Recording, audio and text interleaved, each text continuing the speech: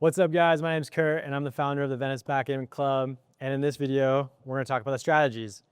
There are about 4 strategies, and they change every roll. So as you're playing, you might have one strategy at one point, but then the next roll or a couple rolls later, it might totally shift. And there's racing, there's backgame, there's priming, and there's blitzing. We're going to start with the very classic strategy of racing.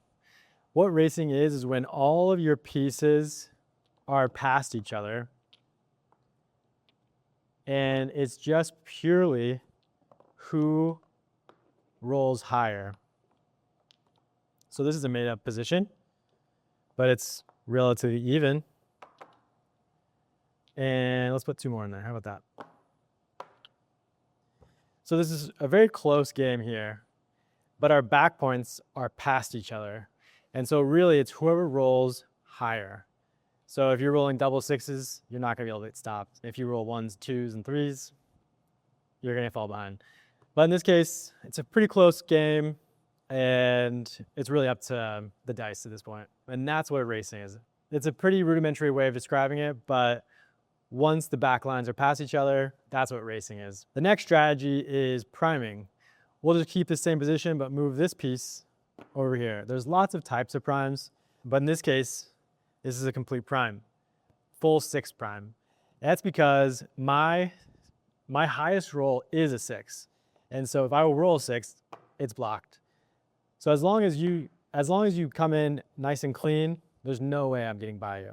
We're not gonna go over in this video, but if you were to double, I would decline immediately because the prime is the sweet spot. There are other types of primes. For example, the opening of the game, you can make a pretty quick prime. It's called a 3 prime.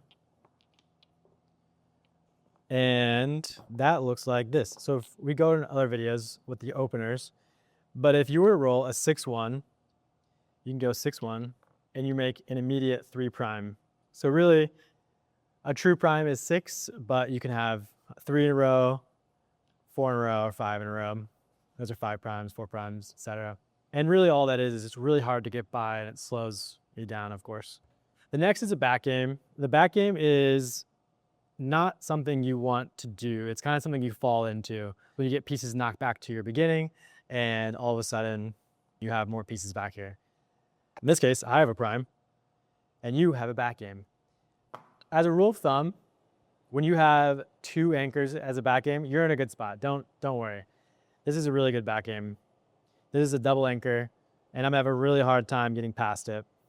And again, I'm definitely cutting corners on describing this, but something about backgammon is pattern recognition more than anything else. So when you see this, you can actually be pretty confident that you'll have lots of shots to hit me as the game progresses. And then the last strategy is a blitz. It usually happens at the very beginning of the game. I'm gonna also cut a lot of corners on describing, but let's say the game opens, you get a shush besh, 6-5. You come over here, and then I get a 6-1. I have a 3 prime.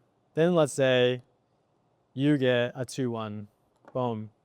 2-1. Then let's say I get a double 6. I'm gonna go ahead and hit you here. And then I'm probably gonna come in. Let's just make it nice and simple. So I'm now moving things forward pretty fast. You obviously have some good shots at coming back in, but we're abridging this. And then let's say you roll a 1-2 and you dance. You stay on the bar. Then I roll double 4s. Since you're on the bar, and my goal is to just cover my points and make points in my home as quickly as possible. Let's say I get double 4s. I'm gonna go double 4, 4.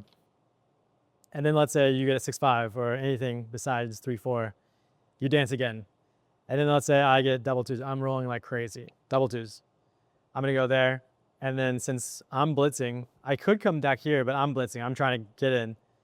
I'm gonna make more shots at trying to fill this my next turn. And then let's say, unfortunately, you don't roll a 3. You dance again. And then let's say, so fortunately, I roll a 6-3. That means I get a 6 and a 3. And that is the perfect blitz. I mean, that was obviously made up, but that is what a blitz is. It happened really fast. I'm almost guaranteed to gammon you at this point. So you just went over racing, priming, blitzing, and back game. And again, those are really the 4 loose strategies of the game that change almost every role. So you might be going into it wanting to race, but you might end up priming or in a back game. And it all comes down to pattern recognition and playing the game and seeing positions and feeling your timing of the game to learn how it goes. Thank you guys so much for watching, and we hope to see you over the board soon at one of our meetups.